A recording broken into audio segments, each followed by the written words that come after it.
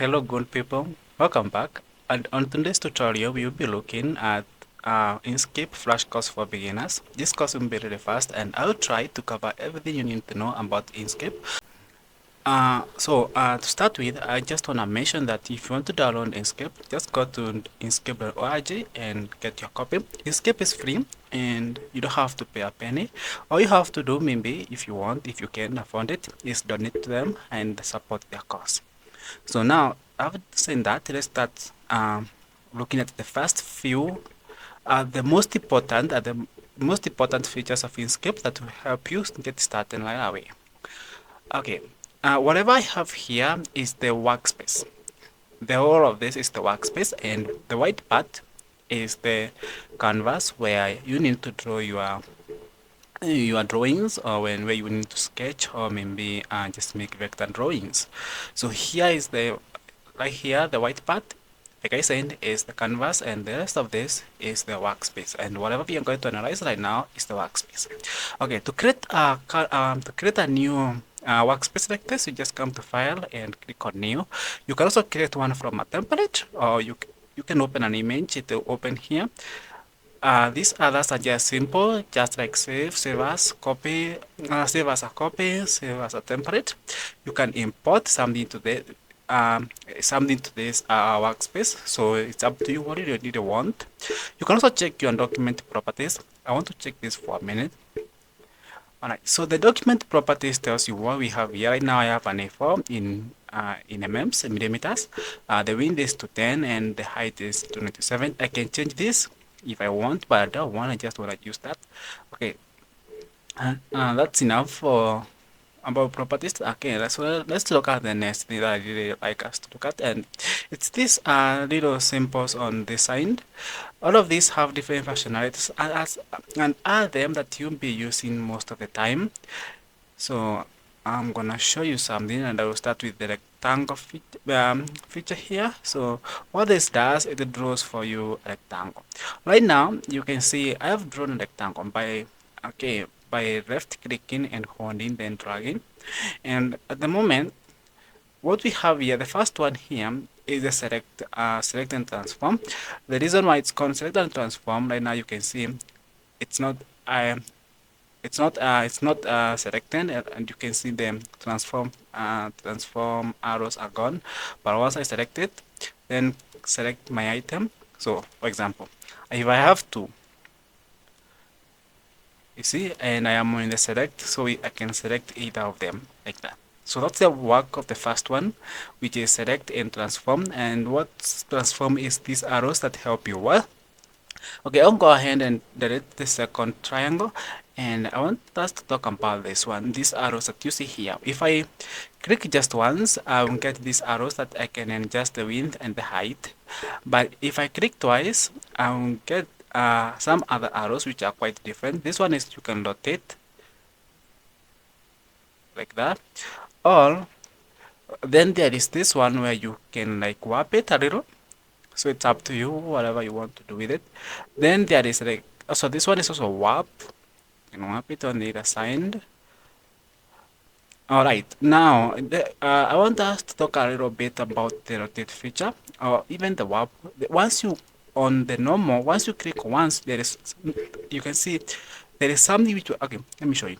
Once I click twice, there is this, once I click twice, there is this thing that you can see here on the middle, this one, and what this does, it's the center of rotation. All right, so you can see some lines which are formed. You can see them, maybe you can see them on my screen, but you can see them on yours. There are lines that will be formed, and this is the center point. So the moment if you move it somewhere else like that, the center point moves somewhere else, and now if I want to rotate, I'll rotate around where I moved it. Okay, so that is what this does. You move it to somewhere else and the center moves it. Okay, so I'll just go Ctrl Z, and I'm back to normal. So that is it with the rectangle. And so we have talked about transform, okay, and we have talked the rectangle feature. We have the circle where you can just draw a circle. Okay, I remember I wanted to talk about something. The reason why I have a stroke and a fill. The stroke is rand. So two things you need to remember. In anything you draw in vector will have two things. We'll have a stroke and we'll have a fill. The fill is the green part and the stroke is the red part. The reason why mine are like this, yours are not like this, I'm sure, it's because it remembers what the sentence I used before. So before Inkscape remembers, it has it keeps memories of the last settings that you used. So right now, that's why you can see I have a stroke and a fill. You can remove this by coming on this side, on the right side, and you can see fill, stroke, and fill, stroke, and paint. In case you don't have this one, you may not have it, you just come here to object and then go down to fill and stroke. Then click on it and it will pop on the side. So what you need to do, if I need to remove the stroke, I'll just come here and click on the X symbol here and it's gone. If I need to underfill, to remove the fill as well, I'll just come here and click that and click on the X symbol and the fill is gone. Now you can see it's selected but it's not there. Look at that, it's not there. But it's there. The reason why I cannot see it is because it doesn't have a fill and it doesn't have a stroke. So I can only add this again like that. That's our fill and our stroke. You just come here back and choose a fill the stroke we want. Okay, now there are two things I need us to understand. On the fill, and I'm not sure if this will be 15 minutes. If it gets more, please forgive me. All right, so right now you can see we have the fill which is land, no, sorry, the stroke which is land and the fill which is green. Now, what about if I want to change them to something else different? Different colors, maybe different styles. Maybe I want the stroke to be like dotted, and maybe I want the fill to be like gradient. Well, how do I do that? Or even just a different color, which is so basic. So right now, on the stroke options, I can choose on the fill options, I can choose different fills. For example, right now we are in the flat color. That's why it's just one color. You can see it's just one color. I can change it to anything I want. But I can also make it a gradient like that. Right now you can see one side is more, the color is more concentrated than the other. So I can also change that by coming here and giving it a different color like that. And I can also drag it according to where I want it right now, like that. It's up to me. Like that's how you change the gradient. Please make sure to play around with that. This is the linear gradient right now. That's what we are using. You can also use gradient which is called radio. It's like a circular gradient. It starts from the middle, then spreads to the other sides. All right, then we have, all right, now that's with gradient. I have never used mesh gradient, which you can also use, which is just like a mesh, and this one is more fancy. Most people don't use it. I usually use linear, but mesh is also very fancy. If you want to play around with it again, so from mesh we also have pattern. If you want to fill this one with pattern, and Inkscape has some default patterns. You just need to choose the one you want. Those are stripes. What else is working? Right. Okay, let me check something. Okay, everything is white here, but this one has wavy. So just play around with different patterns. All right, then we have a swatch. It works almost the same as the flat color. Okay, now let's go to stroke. And now the stroke is well, like we said, it's the red part here, and right now we are in the flat color stroke, but we can also have a stroke which is a linear gradient, like that. Right now you can see my color is one more concentrated on one side, and I can also change that by maybe moving it. Like it's just different color that you choose for your stroke. Okay. Now it's full. I'm just dragging the slider here. I can see where my mouse is, and I can choose the color I want. Okay, and maybe I want this to be black, maybe I want it to be green. It just depends with what you really want. Then I can select the other side and give it a different color as well. Then maybe I can change its opacity. Okay, maybe I want it to be a little more stronger. Just make sure you play around with this. It's very easy to learn, and it's a good place to start. Then we can go also to radio. We can start from the window. The rest is just the same. This now is This one is mesh gradient, which is much more fancy than the others.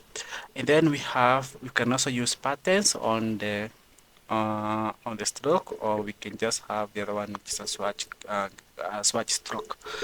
All right. So that's it is on the stroke. Also, we can have a stroke style. Now, what is a stroke style? Because now we have an extra thing about stroke. Because we were the stroke painter, let's talk about stroke style.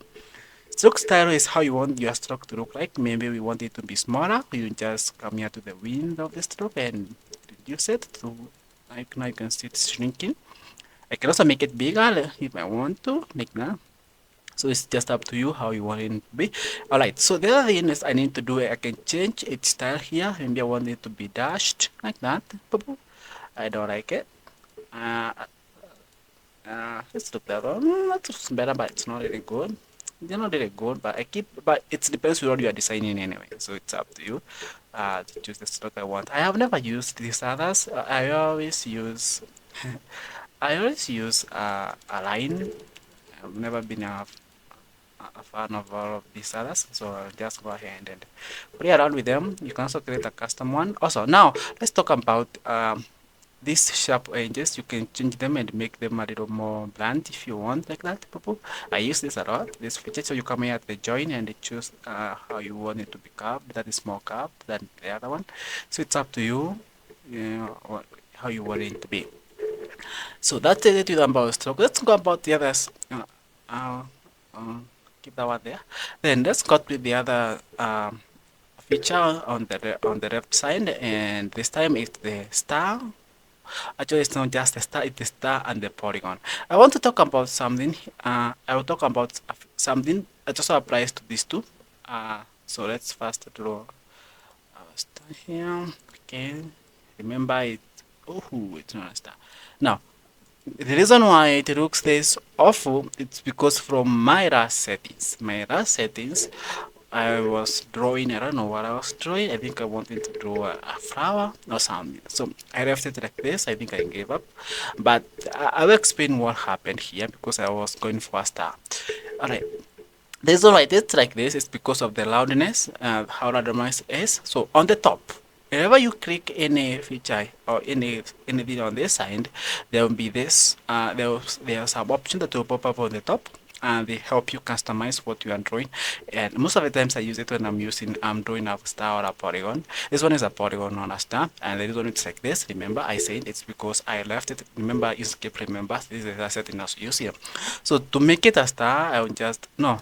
To embed a polygon, I will just reduce its loudness like that. And maybe also how loud am I say there? I will reduce that as I'll keep that to 0. It's now negative something. I will take it back to 0.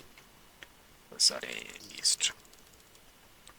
Okay, you can just type 0 on my keyboard like that to 0. Then I will come here and maybe change this one to something like that. You need to make this one bigger, so I remember to make it bigger you just come here and transform it.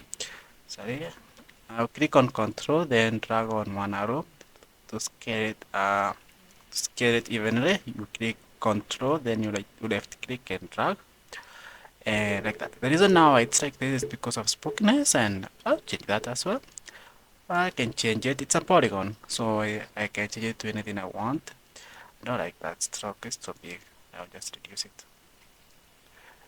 Alright, okay, so this is the polygon. Now, let us draw a star because that's what I promised. But let me make this one smaller so you can have enough space to work with.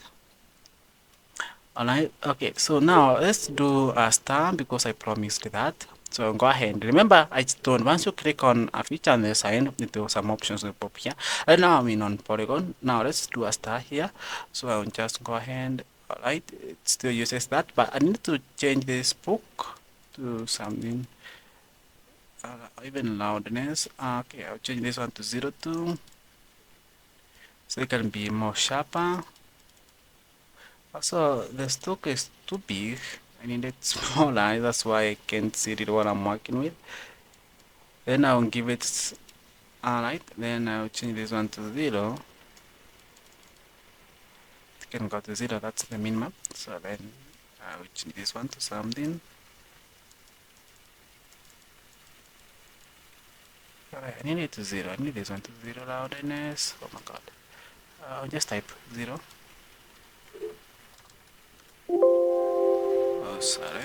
Alright, so I'm gonna make it a little bigger. And now it's too thin. Then you have to get a star from this. Alright, there we go. We change the spookiness to something we want, and boom, that's our star. So remember, once you click on star, you just play with this, and you will get the shape you want.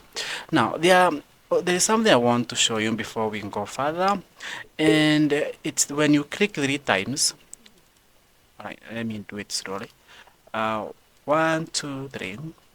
1, 2, 3. Alright. Once you click on 3 times, remember, one time is transform. Okay, one time is transform. 2 times, sorry. One time is transform. 2 times is transform, but it's different because now you rotate or up. But 3 times, but it's 3 times more continuous. Is you get some 2 anchor points here. You can use this to change this shape further, to transform it further the way you want. It's up to you how much you need to play with this. So this one will help you rotate it, and this one will help you play around with it more fun, I think. So that's it. Now let's talk about the second feature here, this one, because we did the first one. Then let's talk about the edit path and by nodes. These are the nodes, and the reason they are here is actually what I told you further is that if you want to edit a path by nodes, you click 3 times, or you can just use this feature here, and you have these 2 nodes, and you can play around with them the way you want, like that. And there are also very many options on top here, so you can use them to help you transform your shape that you have drawn. All right. The other feature is we call it a 3D box, which I rarely use, but it helps you draw a 3D box. It's not very flexible though, so don't be so excited. But using the transform or edit path by nodes, you just click on it, then you'll be able to transform this using nodes. It's more easier to transform it with nodes. Okay, give me a sec. Remember the Inkscape is not for 3D, so it's not very flexible. It won't give you the word you really want. But right now you can say I have a cube like that. So you just use the nodes. You can also select the faces and keep on transforming them, like this face. You can like open it like that. So it's up. You can play this around with this, but it's very easy. It all depends with how you really want to the results that you want at the end. So then I'm just gonna make it smaller. Excuse me. That's a polygon box. So we keep make this a little bigger. Right. So right now we have done those 3. Actually 5. Now let's do this one as a spiral.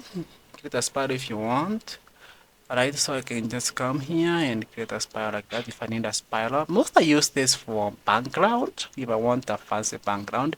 Remember, you can also change the color of this if you want. You can give it a fill, and also it's not very good in a fill. It's supposed to be a stroke, so we can give it a stroke, then increase the size like that. See, then to increase the intensity of the line, you can also change the color. Maybe another color we want.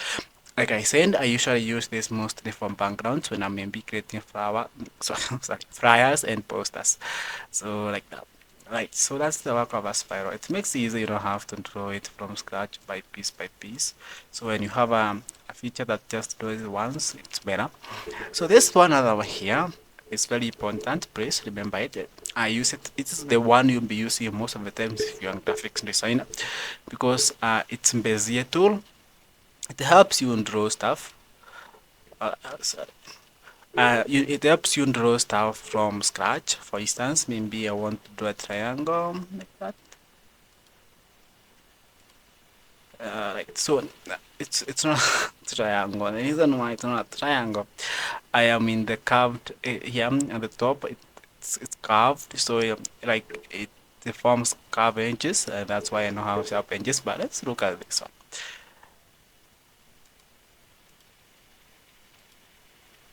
Very nice. See. So the once what you have selected here is what you like. For the first one is a regular Bézier path. The second one is a spiral. The other one is a B-spline path. So it depends with what you select on top. You can also select the shape you want here. It's not very important. So that's the work of a Bézier tool. If you want to draw something, maybe even a car. I don't know if I can right now. So Bezier tool is the one most people use most of the times. Also, it is very flexible. I would show you something around here. So I can draw either anything. So you start a node. I'm just gonna go Ctrl Z because I need some space. You start a node from there. You create several nodes, then you join them. Alright. So you have to, like, these are three nodes now. One is here, one is, but the first one was here, second one here, then here. Then you join this one to complete your drawing. And then if I come back here to the edit path, you can see the nodes are now highlighted, and I can move them the way I want. I can even bring this one down here. I can move it. You are more flexible when you're using Bezier tool and edit path, because now this is a path. These are shapes. But this one is a path. It's different from all these other because this one is a path and you can edit them in so many ways. So yeah, that's about it. I don't think there is much, but this one is the most powerful one because the Bezier tool is the most powerful one because you can draw anything you want using it. That's the one the most graphic designers use when they are creating custom shapes, which are not rectangle circles, because this one you can just, or a star or a polygon box or a spiral. If you're getting something more custom, use this one. Remember, you can give it a fill if you want, and also you can give it a bigger uh, a bigger stroke like that, and then maybe change the color of the stroke just the way you want it to be. All right, so I'm just gonna keep it on top there and maybe make it smaller a little. Remember to make it smaller evenly is click on Control, then drag. The other feature here I'm gonna talk about the freehand. This one I use it when I'm using my pen. It helps you draw freehand. So maybe you want to draw a mountain. I'm using a mouse, so forgive me. So yeah, so that's the work of the freehand. And freehand has so many nodes. Look at this one. It has like a million nodes, and all these can be transformed. Alright, so you can transform the way you want, and there are so many. So I'm just gonna Control Z. But freehand is when you're creating something, like maybe you want to draw a rose and you just want to sketch it with your hands without just having to use the Bezier tool. You use that one. Sorry, not that one. You use the freehand tool. I was trying to draw a mountain. I don't know if even I got it. Also, you can give it a feel and a stroke if you want it. So I'm just gonna take away the feel because it doesn't look so good. And then stroke, I can make it bigger a little so that it can pop a little better on our screen. Alright, let me make it smaller. Alright, so I'm just gonna make it smaller so that we can do something else here. So that's how Bezier tool works. And okay, the other one is draw calligraph. So this one was a freehand, so no Bezier tool. This one if you are into calligraphy, this one is the best tool for you. It's not flexible. It's so stubborn that I never use it because I feel like it takes me back. But it draws better lines compared to freehand. It's like freehand, but it draws better lines. Like you can see, they are more straight and more sharper compared to the freehand. And even if your hand is shaking, like for example, maybe you want to draw, you are into signatures or calligraphy, use the calligraphic brush. it's better when you are drawing brush strokes that are like maybe a signature. Don't use the freehand tool.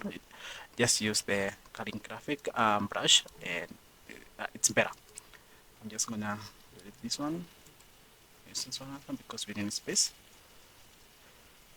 I'll keep this one here together with this one.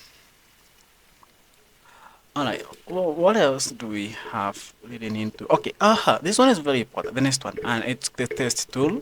This one is if you want to write something, maybe I just want to know Inkscape.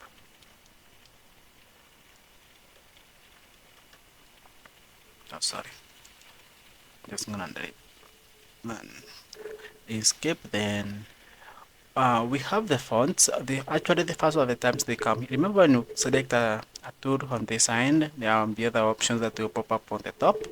Right now they are on the top. If I want to change the font, I can change it here. But I don't want to change it from this point. But I can. This one is the font type. This one is the normal. If I want, right now we are in normal, but you can also use bold. This one doesn't have. It has normal, which is regular. It has condensed, but and actually has bold condensed. It doesn't have italics, so but some fonts have. Then there is the size. If I want to make it bigger or smaller, you can make it 144. It goes boom, so big. And okay, but the moment I leave this, if I click on the test tool on this side, the options will pop up. But there's also something else I want to talk about is when I don't have the. Okay, let's just use that side. But we can also use come here and activate something called properties, object properties. What this does, it brings the properties on the side, and you can see your test on this side like that. And when I do like that, but it's not important. So what's important right now, it's just you should know that once you have Inkscape written on your script, you can type what you want, but if you want to change it for another font, maybe you just click on the test tool on the side and then change. You can also change a path by selecting the path and then coming back on top here and change to the font you want. Maybe I want something like Capri, and then boom. So you see one path is agency font and the other part is Capri. Alright.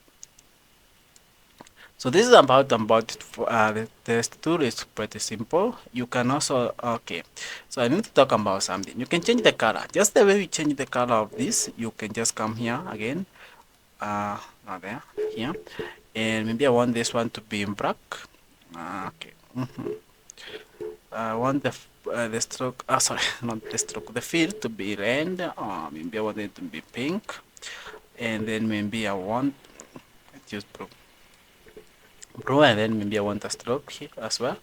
Okay, I'll come here and get a stroke paint, and then the stroke, I'm gonna make it bigger so we can see it, and now we have a test with a stroke, and boom. So that's the work of the again for onboard the test tool. Please play around with it so that you can learn it a little more better. Okay, so this one's still here. I need to delete that one. Maybe this one too. Maybe this one too. Skip this one. Okay, what else do we need to tackle on this video? Alright, there is the create an edit and gradient. Okay, so this one I will use this rectangle here. When working with gradient, you can create a new one like that, and then what this happens is now you can be able to create a custom gradient by selecting this point here and changing its color, maybe to blue. Is it blue or green? I think I clicked on dark green, but maybe I just want it to be yellow. Maybe then I can just come back here on the first node and choose another color. Remember the colors are on the bottom. Then I can choose a color like that. Oops. Selecting too much. So here you come there and like that. So boom. That's how that one works. You can create a gradient, a custom one, if you want. Okay. create any meshes. This one is more this one which I don't know if I can use it here, but if you want to create mesh gradient, you just use the mesh tool, and I'm gonna use that on the circle. So I'll just go ahead and create a mesh, and this one is more complicated. I really use it because it's more complicated when you're working with it, but what it does, it creates a mesh, and right now I can, this is a mesh. Like you can see on bottom I have a different color, but I can change this color to anything I want. Okay, like that, and I can click on the nodes. This is a mesh gradient, so I just click on the nodes and keep on changing colors on different parts of the image, like that, and it will keep on changing as I change it. So play around with it. It's also very simple, and it's complicated compared to the other two gradients that we've tackled, but it's also the most powerful among them all. Alright, now I want us to look at something else. It's the dropper. Then what the dropper does is that you can copy, you can pick a color from a different shape. Like I want this one, I want this middle here. This one it's changing here. It's because this one is which one is selected. So the first thing you do is you select the shape you want to change the color with. To copy the shape you want to change the color. Then go ahead and click on the mesh. Then drop it and then pick a color from the shape you want. So maybe I want to pick the color here. You can also pick from the artboard. Right now the artboard is white. That's why you can see our shape is white inside, and you can know the difference because it's the same color as the artboard. Or I can just come there. I can pick the color anywhere. So it's up to you. This one is the dropper tool, and what it does is that you can move the color from one shape to another. That's why it helps you do. Alright, okay, we have the bucket, and what the bucket does, I will allow me to move that one there as well. Let's draw a circle here, and maybe take off and give it a stroke, and give it a stroke like that, but take away the fill. Alright, so right now, what the bucket tool does, I can pour color here, and like that you can see, boom, boom, boom, boom, boom, boom, and like that. Okay, the bucket tool just carries a lot of color with it, and just pour it somewhere. For example, let's give this one a filter. I'm just gonna grab it like that, then give it a fill. Then I'll go ahead and pick the dropper, no, the bucket, and come, boom. Now you can see it keeps on making the stroke bigger because right now the bucket's just filling. I can also pour anywhere I want. It doesn't matter if it's selected or not. It will pour wherever you want it to be. Be simple colors, red, green, saturation, light, and alpha. You choose the direction, anything you want, it will do it for you. Okay, now I want us to talk about something else, and I don't know if this video is becoming longer than I anticipated. I hope not. Okay, the spray. Okay, what the spray does? This one is more interesting. Okay, you see this one? You can spray it around here like this. So you just go ahead and spray. So the first step is to select what you want to spray, and I want to make this one smaller like that, and then I'll make it bigger. I will make the stroke bigger so that it's visually visible for you. All right, allow me to move this one on top here. So too much was font here. Just go ahead and delete this one. Oh, just keep it there. I don't care. All right. So what happens with the drop? Sorry, the spray tool. You select what you want to spray, then click on the spray tool. Remember to select you are using the select and transform feature on top there, or you can use shortcut S on your keyboard. And then now this one is quite big right now, but you can also spray it how big it is, and you can maybe you want to make a pattern and you just spray around whatever you want like that. Don't get carried away.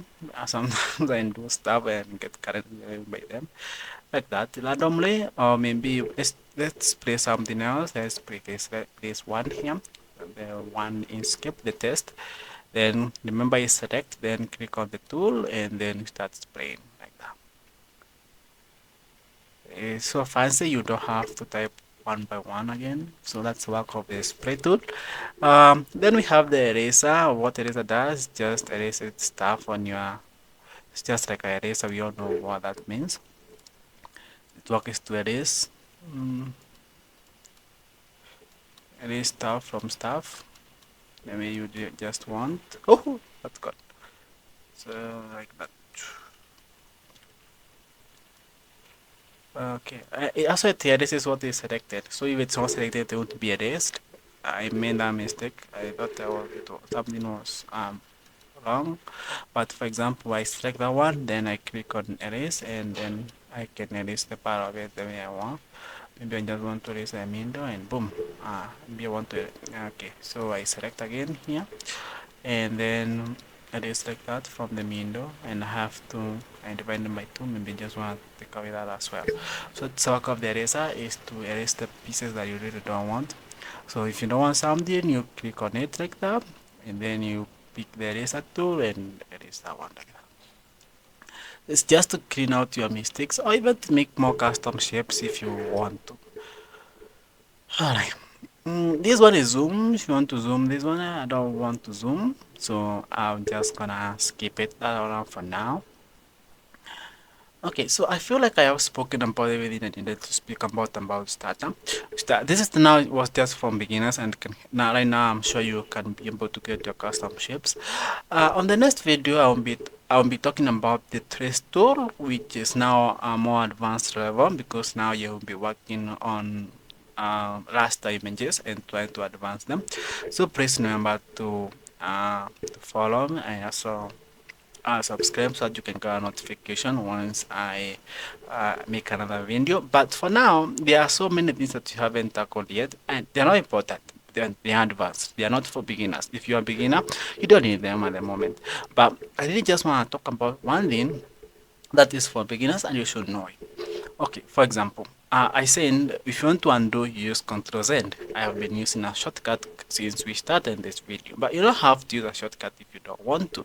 Okay, so for example, I will grab there is a tool. Alright, sorry, I will just select this one. Remember to you select first. I will select the rectangle, then pick there is a tool, and maybe erase from the middle. And I didn't intend to do that, maybe, or maybe just don't want, I didn't want it to look like this. I can use the undo and the do symbols on the top here. This undo last action and the do last the last action. The shortcut, like I said, to undo is Ctrl Z, and to redo is Shift Ctrl plus Z. So if I click on undo, boom, it's back. But if I want to redo, boom, like that. So I can undo, then I can redo. But I love my triangle full, so I will keep it like that. Alright, so we also have the test tool on top here, and it once you click on the test tool, it will come on this window on the side, and you can change the test from here now. You can change the test. Right now you can change different font like that if you want. You can also change the features like capitals. You can make them more capital, unicase, tilting, or petite, numeric, Asian. You just play around with it. The test is here. If I want to type it further, I can come here and my British then apply, and it will be applying. So what happens here is that when we use the test tool here, it was automatic. It used to change itself. But when you are using the sign, you have a preview down here. But for you to apply what you are changing on here, you have to click on apply. All right. So you have to click on apply for you to for the feature to for the if for the settings you have or the okay, yeah, let's call the settings that you have customized on this side to reflect on your design. So you choose a font and then you click apply. You can also change the text here to something what you really want, and it will pop up on the sign too, and you click apply. You can also set default. So I don't think there is anything else we need to talk about. Maybe I can touch a little about test here. When you come to the sign, you can this test and font. If you click on this one, you will have this window here. So if I close it, then I come to test and did I close it? No, I didn't. Okay, now it's closed. It's not there. So I also close it. So if I come here and test and features and create another one, I'll have this window here where I can change. It's somewhere elaborate than using this one because now you can see the styles, you can also change to condense, blah blah blah, whatever you want. Other thing about test, I don't want to make this video longer than I thought. So you can put on path. For example, this is a path. So if I select these two, to select two items, you click Shift on your keyboard. Then you press on Shift on your keyboard. Then click on the two symbols you want. Then put on a path. I just come here and put on a path. Put on a path like that, and boom, my test is on the pad, so but I don't want it to be on. Let me keep it like that. Put on pad, remove from pad like that. So there's another feature for to remove from pad. You can flow into frame. These ones are not important. They are very advanced. But we also have spell check. Inkscape can check the spelling for you, and to do that is Control Alt and K. Or just come here and click on check spelling, and it will check the spelling for you. Alright, so thank you for watching this video. I really appreciate if you watched all the way to the end. Remember to subscribe and activate the notification button so that when I upload a new video, you'll be able to see them.